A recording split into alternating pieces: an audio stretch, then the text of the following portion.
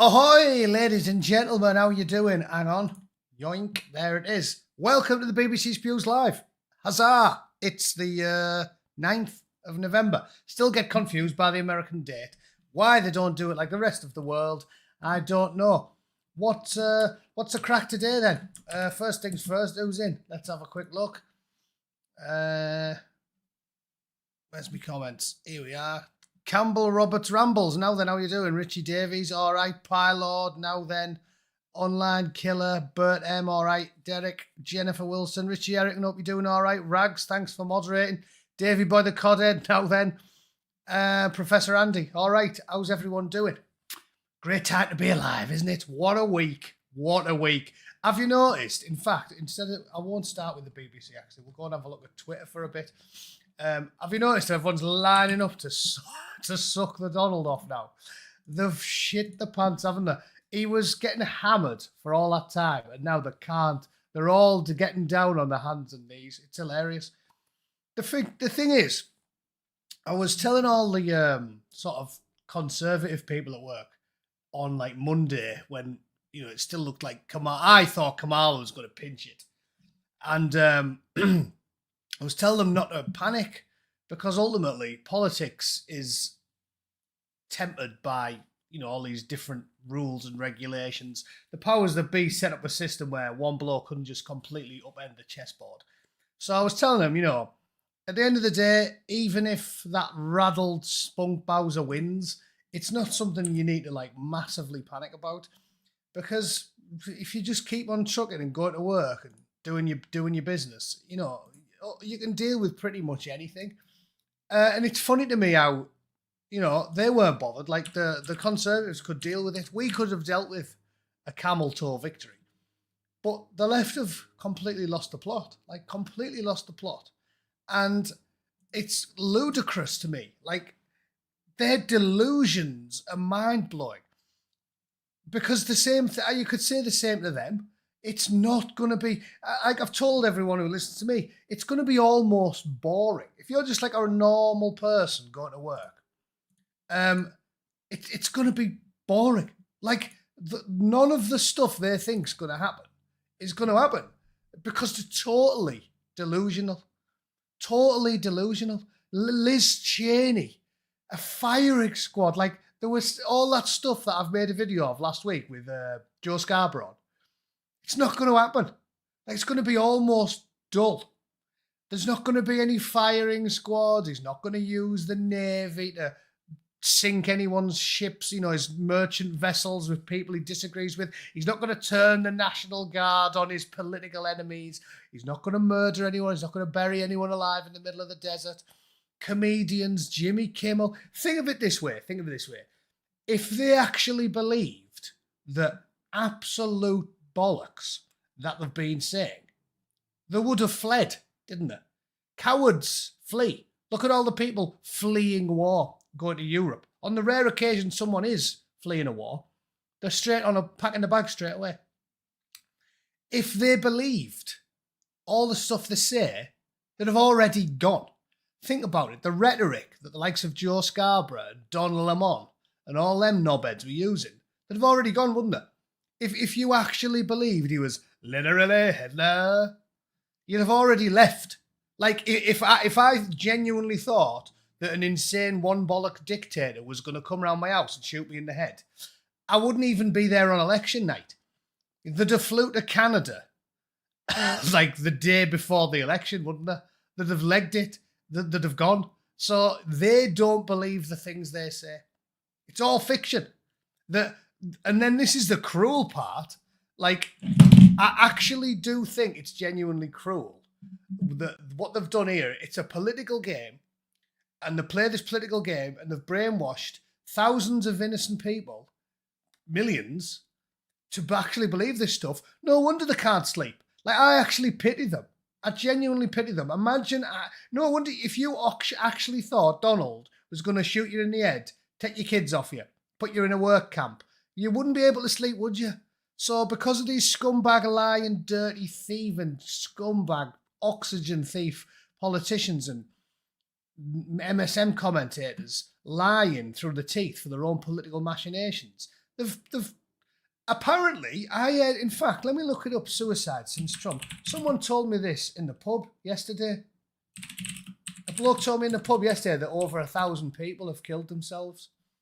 And I was like, well, okay, PolitiFact said it's not true.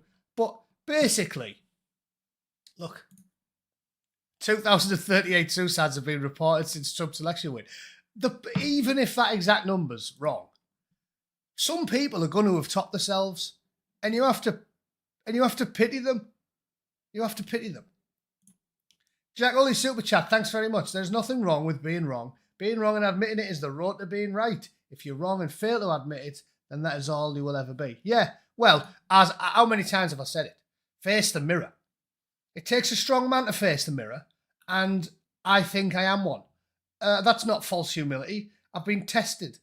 I joined the Royal Marines after passing my PRMC, 2/3 of which people failed it, and then when I joined, 2/3 of which failed that, probably more.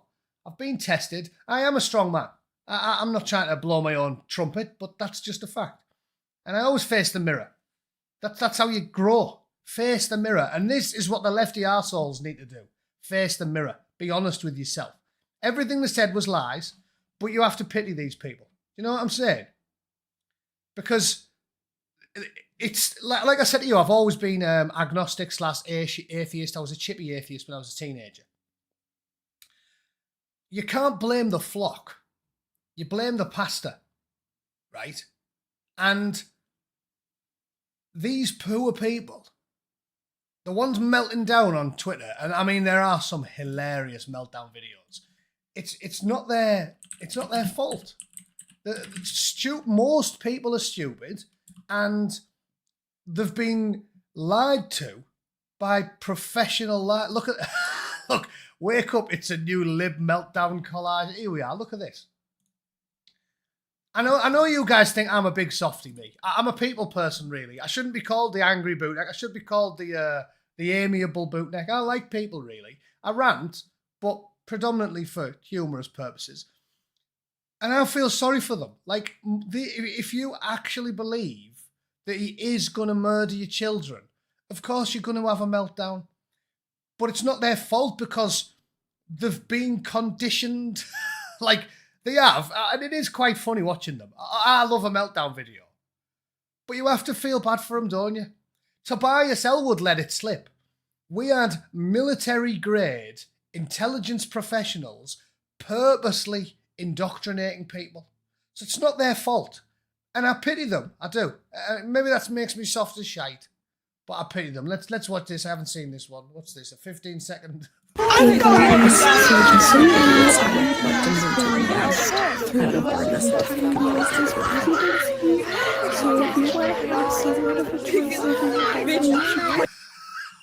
Look at that one in the top left. Like, completely off a box. Like... Benji's Cheese, mate. See the Kamala campaign offering that TikTok bird 50 grand for Sachi back debs. Unbelievable. Good grief, they threw everything behind her and still dictate. Honest media. He might have even won Commie for me. Oh, this is what I mean. The mandate is unreal. Because, think of it this way. He won by a landslide and the game was rigged. The game was rigged. So the caveat which I did say, I thought they were going to steal it because I had PTSD from the last time. When I went to bed, he was winning, and when I woke up, he'd lost. But I did say he had every advantage. That's what I was telling Paul. I was like, if they don't cheat, he'll win easy. Because he had every advantage. Because last time he didn't have X. Last time he didn't have Musk and RFK and bipartisan support. Last time he had the entirety of the Silicon Valley were against him. Now he had a chink in their armour. Like, Elon bought X and it made all the difference. But think how much of a mandate he's got, because he won by a landslide and they were cheating.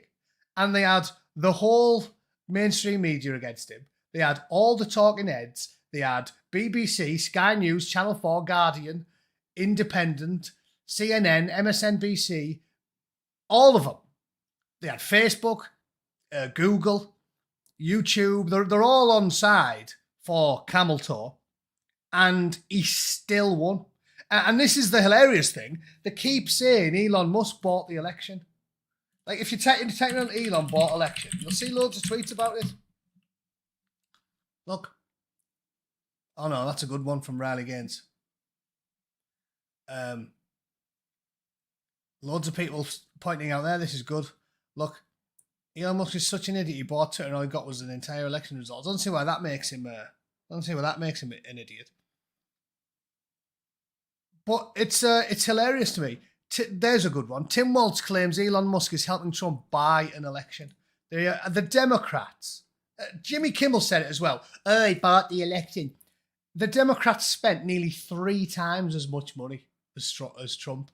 It's actually unbelievable. So this is what I'm saying about the mandate. The mandate is cast iron. Ironclad mandate to do whatever he likes, because they had every advantage. They had all the mainstream media. They had the British government helping them. They had the EU helping them. They had all the talking heads, all the chattering classes, 90% of Silicon Valley, all of Hollywood, all the actors, all the singers, all the money, outspent them by $3 to every one, and they still lost. So he can do what he likes. He can do what he likes. He can march down the high street with his big orange cock out, as far as I'm concerned. He can do what he wants.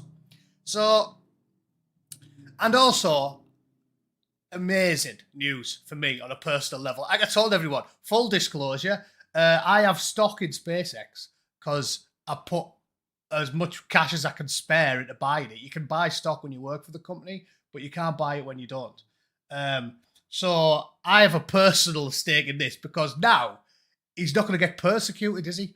They took $1 billion contract off us. This is what I told you guys. Every American taxpayer should be offended. They took a $990 million contract off SpaceX and to provide rural Americans with internet. And they could have done it tomorrow. Starlink works perfectly.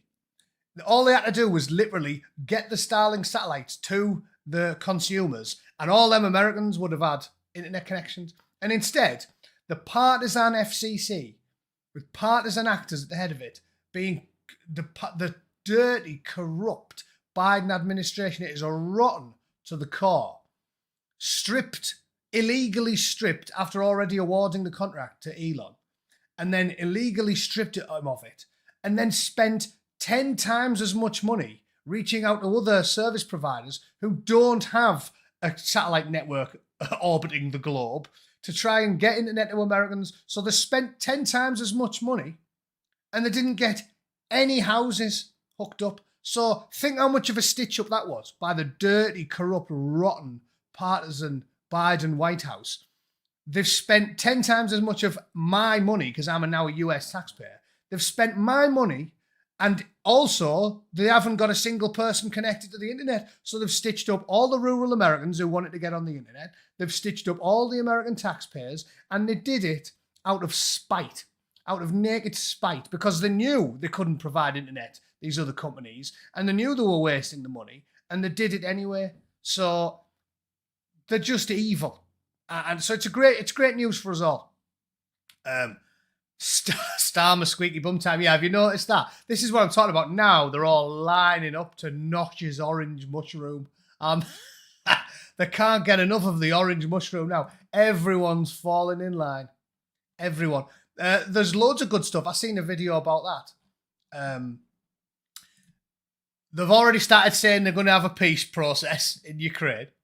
The EU have all gone, oh, we're going to buy American gas and oil now, Donald. Oh, yeah.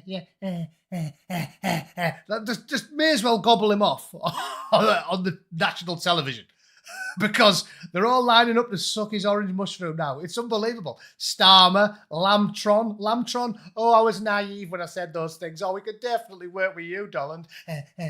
Yeah, shut up, Lambtron. Honestly, if I was Donald, I'd just airstrike his house. Richie Davies, Lefty looks in the mirror, it cracks, blame the mirror. Yeah, definitely. They haven't got the courage to face the mirror. That's what I'm talking about. Matt Smith, not the Doctor Who one, I suppose. You make me laugh. Thanks very much. Cheers, Matt. Appreciate it, mate. Sigma Wolves is important and joined the channel. Well done, Sigma Wolves, PMC. Cheers, mate. Joking aside, more than anything else, more than like subscribe start, it's not about the money. I work for a living. I don't need extra money. I work for a living. But joining the channel is the best thing to do, because I've noticed you lot know it's never been about the money. I didn't monetize my channel for like 3 years or something. And it was only when they literally sent me a message saying, we'll give you $1,000 if you monetize your channel. And I got you lot to get involved, and that's why I monetized it. But I've noticed since I monetized the channel, because I've now got like 100 members who give me, and it's a nominal amount of money. It's like $2 a month or £2 in it. It's about £2 a month. The scumbags that run the platform, because they're just evil suits and all they care about is dollar, now they kind of leave me alone. Like my last 10 videos all got successfully monetized. Every one of them used to be red and they wouldn't monetize me. And when they did ban me for my, the one I made like 10 days ago about the phobia awareness month. Remember that one I did at like Top of the Pops? They deleted it and then they sent me a warning. And I appealed it. And for about 12 hours later, they accepted my appeal. And that's like, I think the first time it's ever happened. So clearly, when you have members and they know they're going to get a percentage, because obviously they take like 15% of it, they care. It might only give them $100 a month, or in fact a lot less than that, $50 a month. But it definitely helps. So people that join the channel, thanks. Or if you randomly throw money at me because you want to buy me a pint, massively appreciated. But don't do that as much. Join the channel, because it really helps. Like the scumbags that run the platform actually they actually do listen to your appeals, and they're less likely to ban you, and it seems like they share your stuff a bit more. So it does help. Here's that tell you what we made. Spend it a day. He's like, yeah, I do owe you a tenner. I really shouldn't accept it. Can you give them back? Delete comment, put user in timeout. Ban user and delete their comments. No, I guess I can't. I'd give you that back. I owe you a tenner. But yeah, appreciate it. Cheers, mate. So yeah, they're all going to be queuing up to tongue punch the Donald shitbox now, aren't they? The chocolate orange ring. Yeah, they're going to be tongue punching his rusty sheriff's badge now, aren't they? I'm loving that. Right, so let's go and have a look at the BBC. I'll do some actual news, shall I? This is what I'm talking about. Look, they're all in line now. Look, there you go. Top live. Biden invites Trump to meet at the White House next week. He's like, please don't strafe my house, Donald. Please. Look at this. This is what I'm talking about. They have to kiss the ring because his mandate is colossal. It's colossal. They know that the masses despise them. He won by such a landslide, and they had all these advantages, and they were cheating, and they were rigging it, and they had the EU helping them, and they had the British government helping them, and they had CNN and MSNBC and the BBC, and they still lost. So they know the public despises them. They know that normal people are not thick as shit, and they care about real problems like feeding the kids and paying the bills and ending a colossal war much more than they care about the delusions of the woke. And honestly, that story that everyone was laughing about on Twitter, I googled that was real. Illegal immigrant trans inmates was like on Kamala's agenda, like top of the list. It wasn't make bread cheaper, make eggs cheaper, make petrol cheaper. Top of the list was, what if somewhere in America there's an illegal inmate trans who wants a gender operation? We need to make that happen. What planet are you on if you think that's important to people? You know what I mean? Like you sat around the kitchen table. This is what we call kitchen table issues. Kitchen table issues is what wins the election. Because you sit around the kitchen table with your wife and kids and you go, this is a bit shit, isn't it? Like you talk about the problems. Nobody in the entirety of America ever sat around the kitchen table in the last 6 months and went, there might be a trans murderer from Uruguay sat in a prison cell just wishing they could get the cock off. And they can't. It's a tragedy. And the kids and wife are like, Nobody did that. Nobody gives a flying shite about convicted murderer trans inmate from Ecuador. It's mental. It's mental. And this is what I'm saying. So they know they're done because people care about feeding the kids, driving the car, paying the bills. They don't care about the delusions of the walk. Nobody does. And that's what I'm saying. I wasn't being flippant. I honestly think the number is 0. Nobody has ever sat around the kitchen table and worried about getting cock and balls off of a random trans murderer. Okay? Nobody has ever said it. Campbell Robert Rambles. Now then, wet and tea cake fun. Cheers, Royal. Obviously a bootneck or a sailor because he called it a wet. Cheers, mate. How good are Tunnock's tea cakes?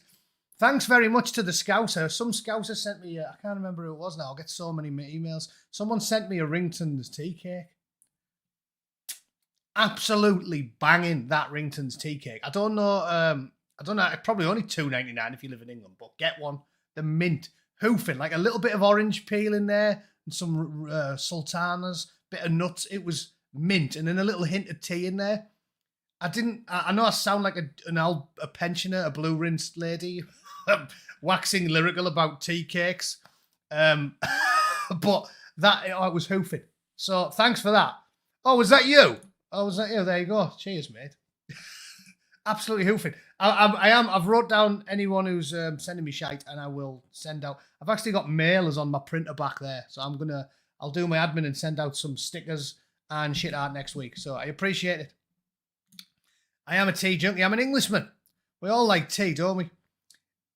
The Yanks used to laugh about it when we were in Afghanistan, because even if it was kicking off, we'd have someone making the wets, you know what I mean? Like the camp would be getting mortared, and you'd have 12 blokes manning the sangers, and you'd have blokes on the peak, snipers, but you'd always have a bloke making the wets. The US Marines were like, how come you've always got to have tea? And I was like, it's like the law. And I remember reading Vincent Bramley's book, Death in the Falklands, and there's a bit in it where he's talking about how they're getting shelled by the RGs, and they're in a shell scrape, and one lad's right close to them and blasts shitloads of earth into the air, and he said more than one person in the shell scrape instantly leapt for the mess tin to cover it with their hands because they didn't want to get soil in the water. That was the first thing. It wasn't worry about your life in limbs. It was make sure no soil gets in the mess tin because it's nearly tea time. And it reminds me of Stanley Kubrick as well. I was watching one of the Critical Drinkers video last week, and he was threaders constantly getting pissed off because the British film crew were always stopping for tea. He was like, "You've already had a tea break. What are you doing?" So yeah, it is. It's tradition, innit? And I don't need it. When I was a bairn, I always had sugar in my tea. But now I'm old, I can get away. I got used to it. I tried it without sugar for a week, and now I love a cup of tea. No sugar, dash of milk. Banging. And it has to be the same colour as He-Man. Has anyone ever heard that one? Good tea has to be the same colour as He-Man. It's a little bit orange, sort of tiny bit of milk, not too much. Yorkshire tea, right? Online killer. Buy Ringtons. This is why I use Ringtons. Ringtons is a Geordie company, still owned by the family. I've seen the photos of them on the website. They're all middle-aged white blokes. And they've not said anything woke. Yorkshire tea got boycotted. I used to drink Yorkshire tea all the time. That was my tea of choice. And then when they had to go at, what was it, Granny Towler's tea, Laura Towler, they started being mega woke on Twitter. So follow my lead. Don't buy Yorkshire tea. Yorkshire tea's proper woke. So not happening. Not happening Yorkshire tea. Ringtons is hoofing, and it's a Geordie company. So I always go with Ringtons. That's my favourite now. Yorkshire tea can suck my stump. Right, let's do some actual news and not talk about tea anymore. Qatar suspending. See, they're shit in the pants as well. Donald doesn't fuck about. Oh, you will do this one. This is brilliant. Look at this. A disabled South Park character from 24 years ago is getting me harassed today. So he's walking down the street and people are going, Teba! And this is the BBC thinks this is big news. Because look, this is what I tell you, look. This is on the homepage. I'm not going looking for this. This is on the big story. So there's the top 4 stories on the BBC homepage when you just type in bbc.com. And 4th is Tema. How is that? the big story of the day. You know what I'm talking about the delusions. Exactly. Nothing on the dot. This is what I'm talking about. The delusions. Like, all the stuff that's going on in the world. Half the world's on fire. There's like mass murder and pogroms and grooming gangs and scandals and political drama and the economy's tanking and all this stuff. And the fourth biggest story, according to the BBC, is Tema. Like, you couldn't make that shit. You couldn't make this shit up. This is why I keep saying, I feel like I'm the only sane person in the loony bin. Like, it's mental. The world's mental. Nettie came in. Cheers for the £2. Can't wait for Trump to visit Clacton. Oh, I'd love it. I'd love that. You know what? I'll tell you what. This is something that makes me a little bit sad. It seems like this is just my opinion. I'm putting two and two together. But if you follow politics as closely as we do, I'm sure a lot of you in the chat here do as well, because you follow a political YouTuber. Nigel Farage, when he went to see Donald, he took a printout of loads of things that Piers Morgan had said, because Piers Morgan is a rat. Piers Morgan is a slippery little rat bastard. In fact, should we find something of Piers Morgan sucking him off? Because he's just going to be noshing Trump off now. Piers Morgan is a proper little weasel. I'm glad I'm on my third Twitter account as well, because he's banned me twice. Piers doesn't like you disagreeing with him or making videos pointing out that he's an oxygen thief. Look, every post he makes now is pro-Donald. Like, every post.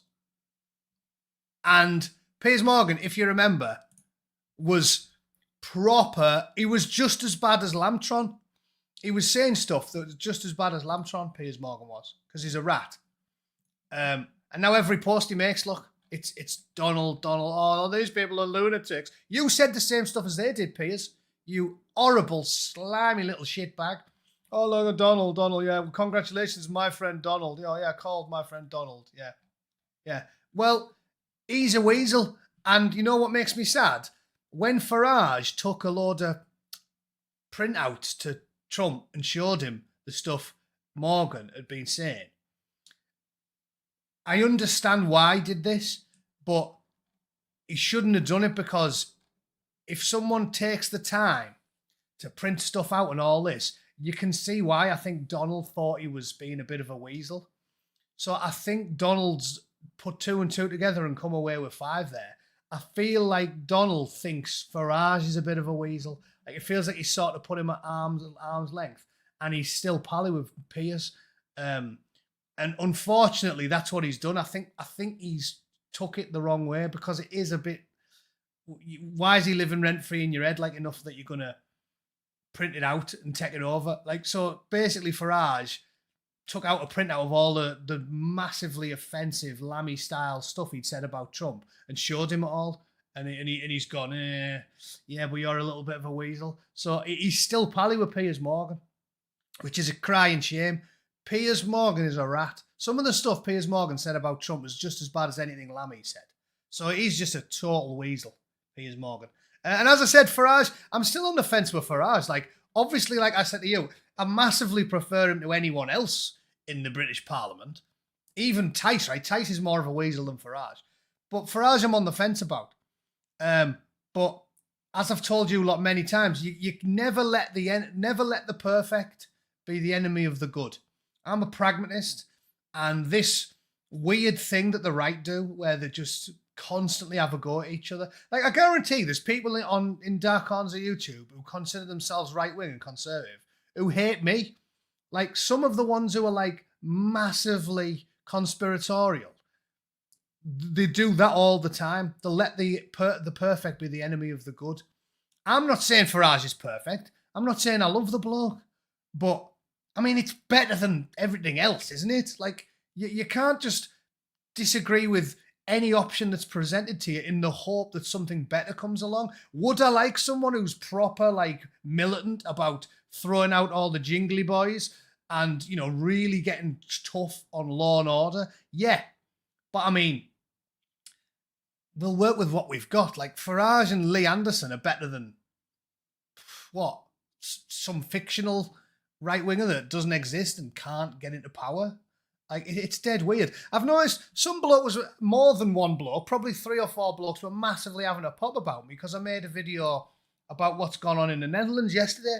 And it was like, how can you be so militant? Like this bloke, some bloke was like, oh, I used to like this channel, but now you're sticking up for the 4B2s, like, see you later. And I was like, I don't think I was really sticking up for them. I saw a story on Twitter that was going viral that seems to indicate that the lads with the curly sideys were getting filled in, and often lads who weren't them, just random Ukrainians or French blokes, were getting filled in by Alan's boys. So I made a video about it. I'll happily concede, maybe I was misled, maybe it was bollocks, maybe it was propaganda, I don't know. I just read shit and talk about it. I seen it on Twitter, it went viral, I talked about it. It doesn't mean, therefore, I'm some sort of stooge.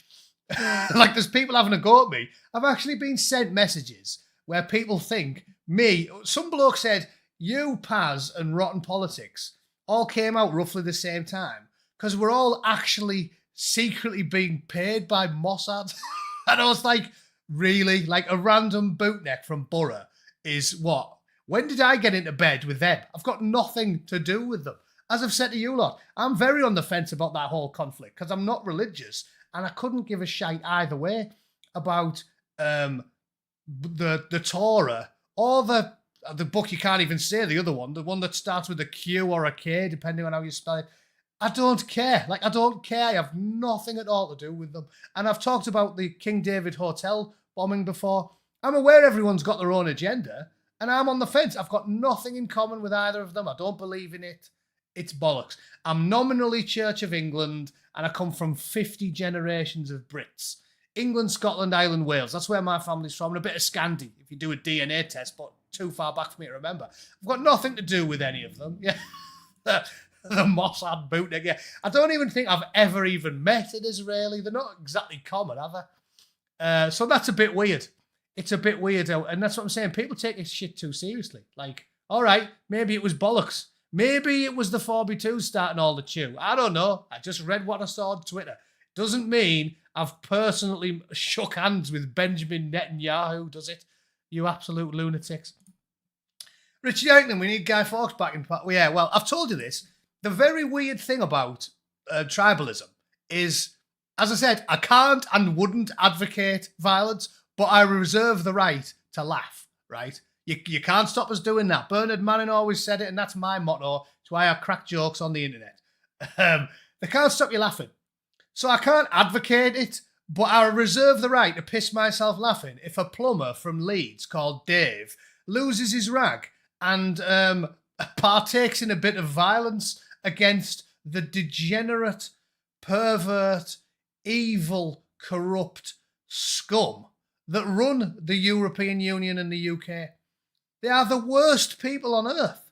They are the worst people on earth. But the weird thing, and this is where the tribal element comes into it, if like an actual enemy of the UK, like ISIS, for example, if ISIS stashed £2,000 of Semtex under the Houses of Parliament and blew them all to smithereens, I'd be horrified by it. I would. I'd be super pissed off because it's like an attack on my people. Even though they are the worst people on earth, they're still my people.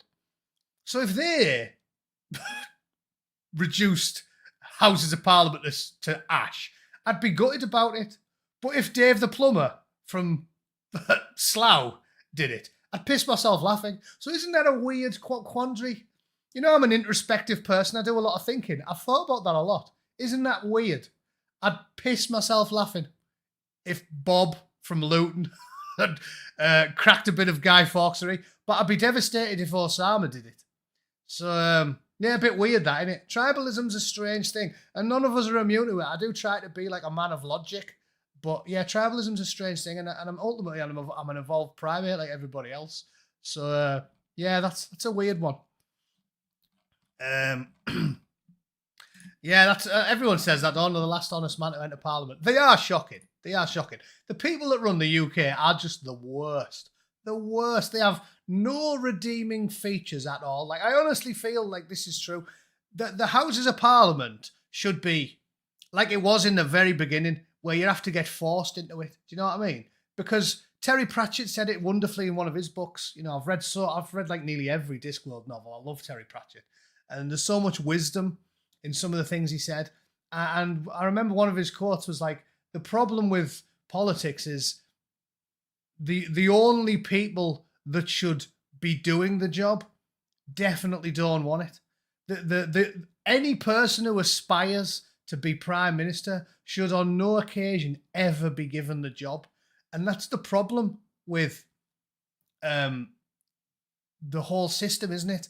The only people that want to do it are just the worst type of scum.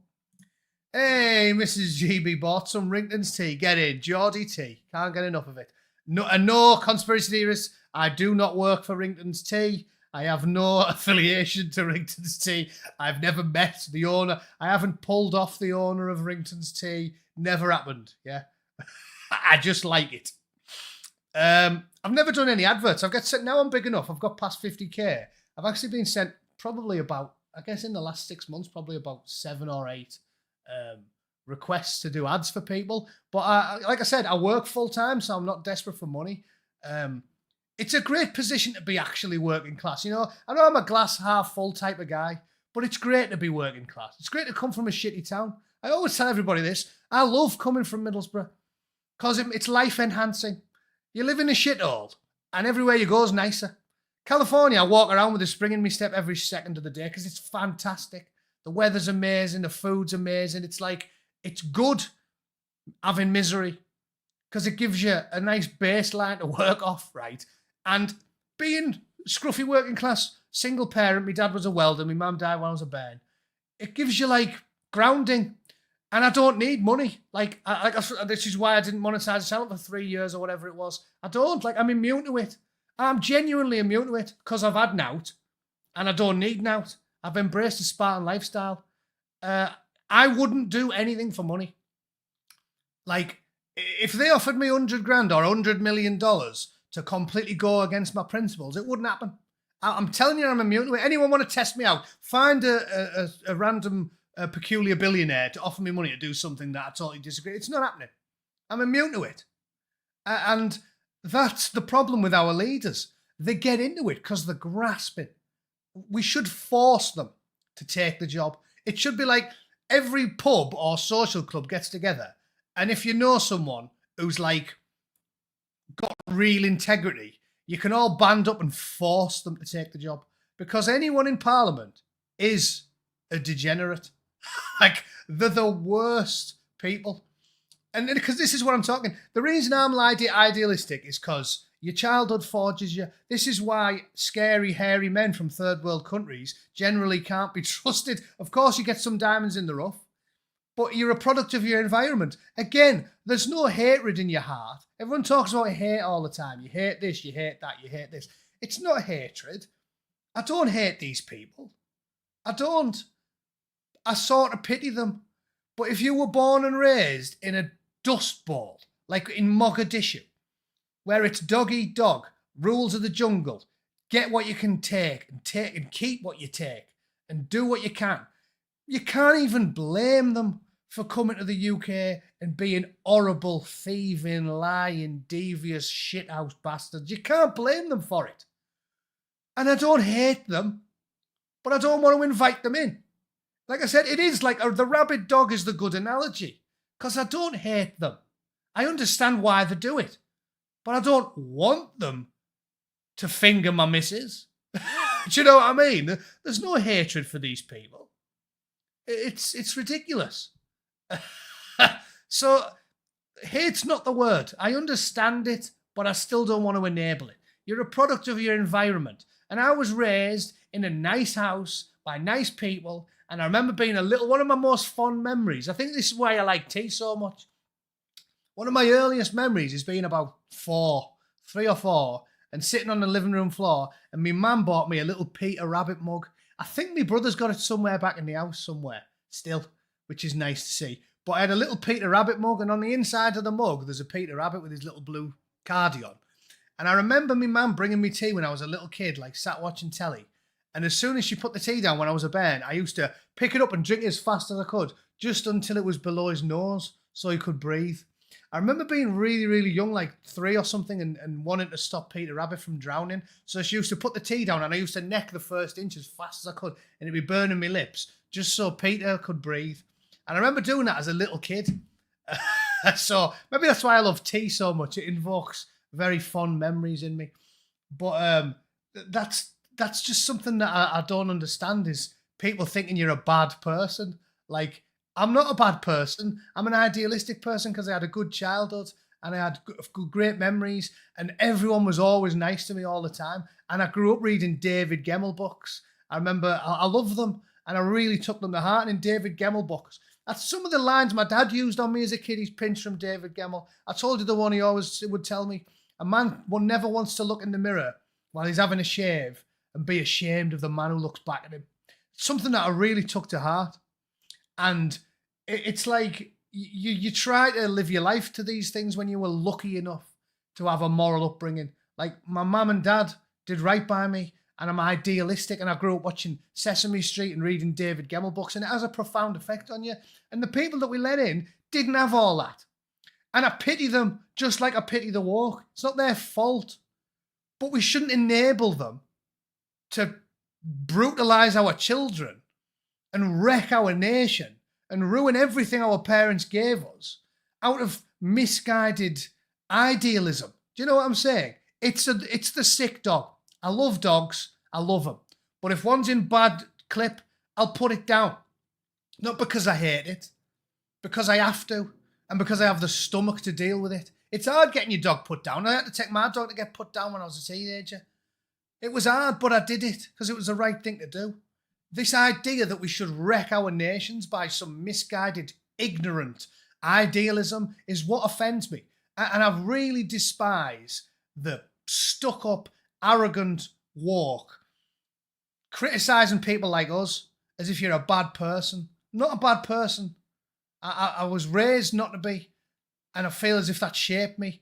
And maybe it probably isn't an afterlife. I don't think there is. Hopefully there's something. And if there is some shade of me mum somewhere looking down on me, I'd be ashamed of myself if I was a horrible, thieving, dirty, lying sack of rats like Piers Morgan and the political class and all the politicians and all these people that we're letting in. It's not about hatred. It's definitely not. Anyway, that was a bit of a rant, but Piers Morgan, rat bastard. Paul of our Parliament, full of scum. And you're not going to convince me that I'm a bad person for hating them. Because I hate evil. I hate corruption. Nothing wrong with that, is there? How does that make me a bad person? We're living in an upside-down world when I'm the bad guy for calling someone like Piers Morgan an oxygen thief. We're living in an upside-down world when I'm the bad guy for telling you I would have an erection and piss myself laughing if someone took out the trash. How does that make me the bad guy? It's upside-down world, isn't it? I'm the bad guy with a moral compass instilled in me by an idyllic youth. I'm the bad guy, but you know who's a good guy? Desmond is amazing's mum and dad. Like, the world's gone mental. The world's gone mental. You were lucky. We lived for 3 months in a newspaper in a septic tank. The world's gone mad. Yeah, when I'm the bad guy, the world's gone mad. Actually, do you remember Desmond is amazing? I think I tweeted about him earlier. Yeah, look at this. What's this? I made a video about this kid years ago. Tragically, by now, he's likely been rogered more than a copper's radio and is a drug-addicted, self-harming, jizz-covered gimp. His parents have pinched whatever money he made and they both want locking up for life. Definitely. Remember, Desmond is amazing. I made a video all about this. Look at this poor kid. That's what I'm talking about. You don't hate the kid, do you? He's a proper weirdo. But it's not his fault. The parents. This is how I am with all these things. Illegal immigrants, the woke who are having a meltdown. The victims. They're all victims. Don't hate the player, hate the game.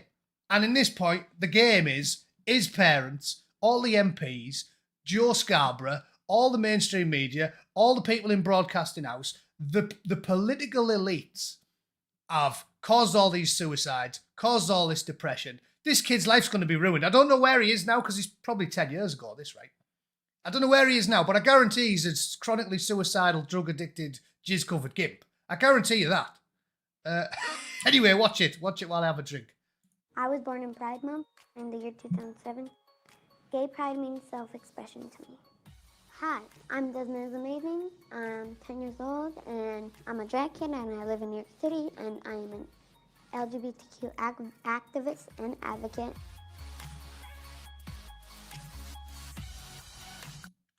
Very articulate for a 10-year-old as well. The poor little... He should be in, like, engineering school or something. He should be an aerospace engineer, and he isn't.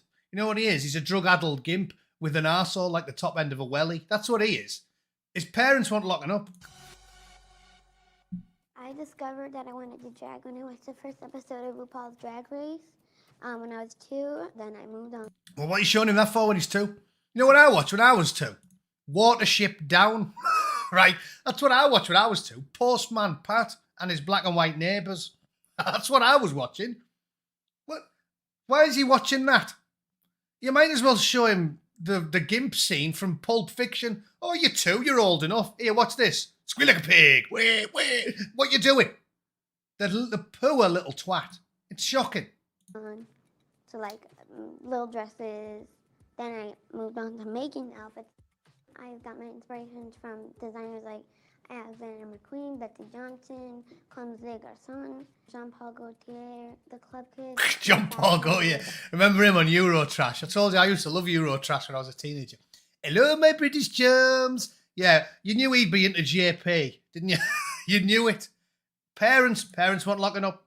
Definitely want locking up. Not the Bad Things, the Blitz Kids of London.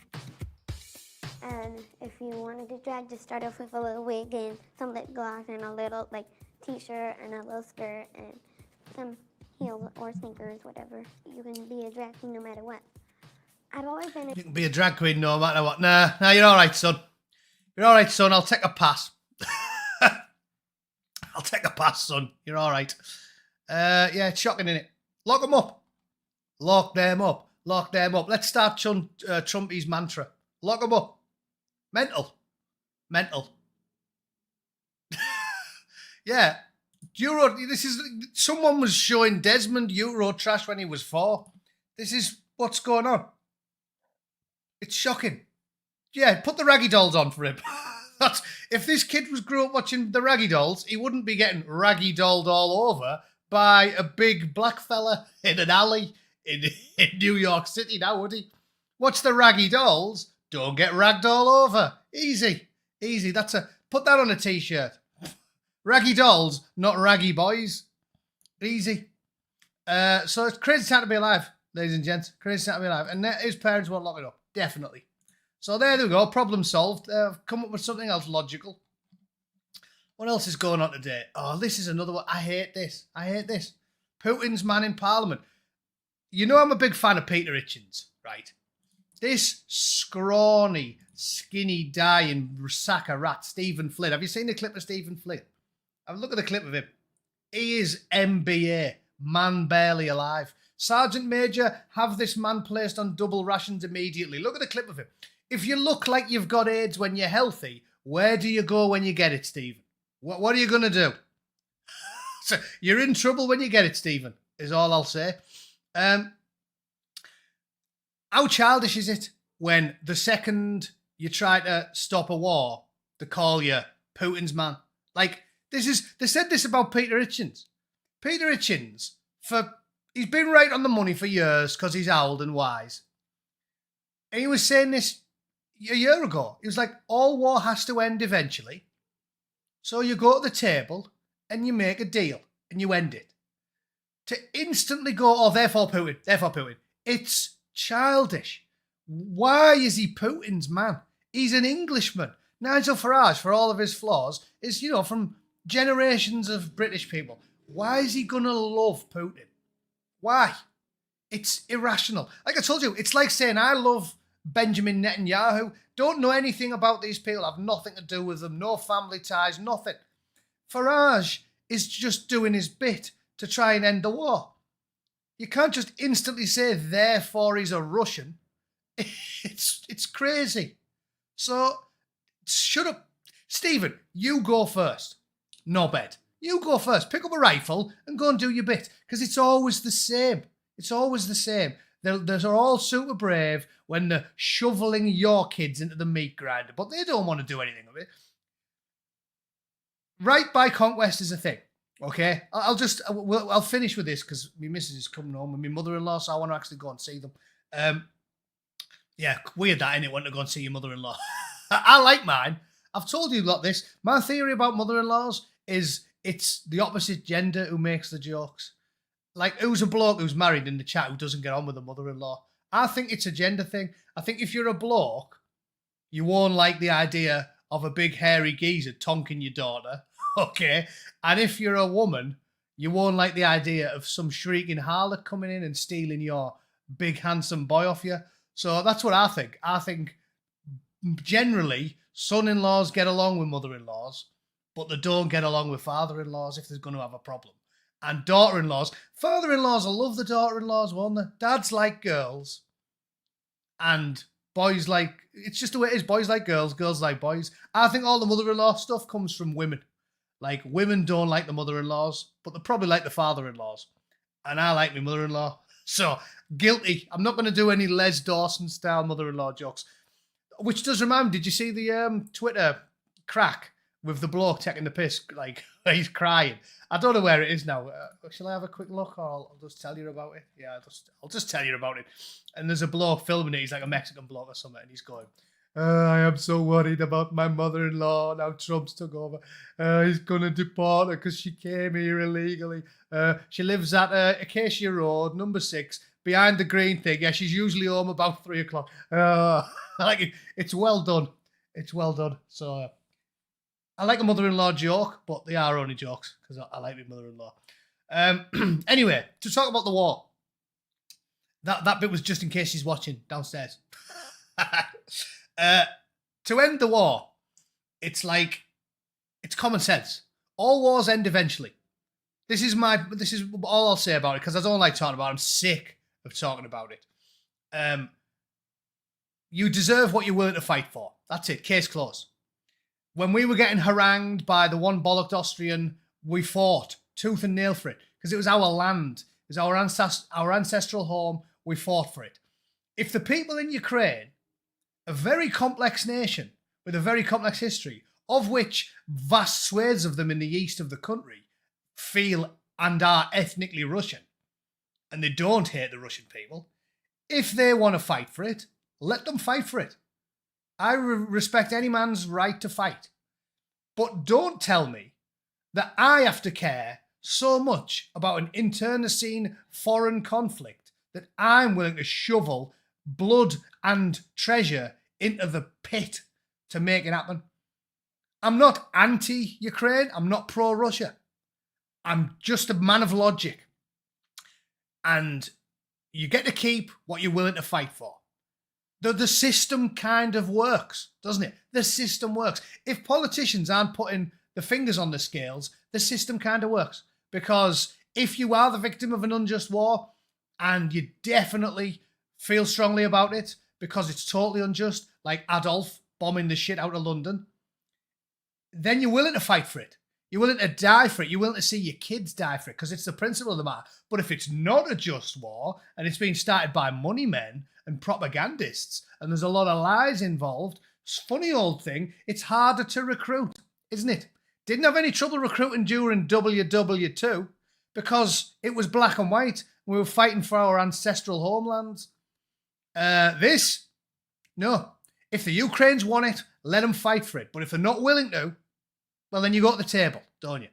And if it costs them Crimea, maybe it costs them Crimea.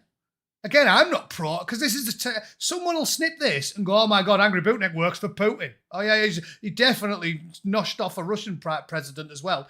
It's ludicrous name calling is what it is. Oh my God, it's Putin's man. No. He's an Englishman, he's got an opinion. That's it. And I'm the same.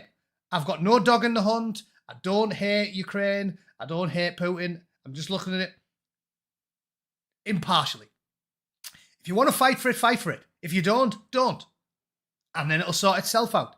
Maybe they'll keep Crimea. Maybe they'll keep the east of Ukraine. Well, if you feel strongly about it, go and fight for it. But don't call everybody who feels the same way as I do a Russian stooge. right? Yeah. Rington's tea has drank by. Yeah. So, yeah, I've covered all bases. I've been called a Russian, a 4B2. I've never been, the only thing I've never been called is a regular at Alan the Snack Bar. I'm quite unequivocal about that one. Maybe I'm not impartial because I invaded Iraq and Afghanistan and went to war 5 times. Maybe I'm not impartial, so that might be a blind spot. But I've been accused of everything else. Rusky, 4B2, Rington's shareholder. It's just childish. It's just childish. He's not a Russian. He's probably never met Putin. He's an Englishman. He's got nothing to do with them. And he's having his opinion. And I happen to agree with it. It seems to me like the east of that country, a lot of them don't hate the Russians and probably wouldn't mind being Russian. So who cares? Is the way I see it. And that's the way of it. Does that make me, therefore, a secret Russian intelligence asset, like they were all calling Tulsi Gabbard? Ludicrous, innit? Ludicrous and childish. Right, anyway, that's nearly an hour. You can have that for now, you twats. I'm going to go and see my mother-in-law, who I really, really love, because she might be watching on the telly downstairs. All right, thanks to everyone for tuning in. Thanks for the super chats. And as I said, if you can spare £2 a month, become a member, not for the money, but to keep them off my balls, all right? The lefty arseholes in Silicon Valley are on them like white on rice. Neil's replaced Susan, but he's on me balls. He's like a tramp on chips, right? So it helps. And I'll pay you back, because next time I come to the UK, I'll probably do a live. I'll do the BBC Spews live in York, I think is the plan. And I'll pay for all the booze or something. I'll give you all your money back. So yeah, don't worry about it. Thanks for watching. See you all very soon. Have a great weekend. Toodle pip. Cheers.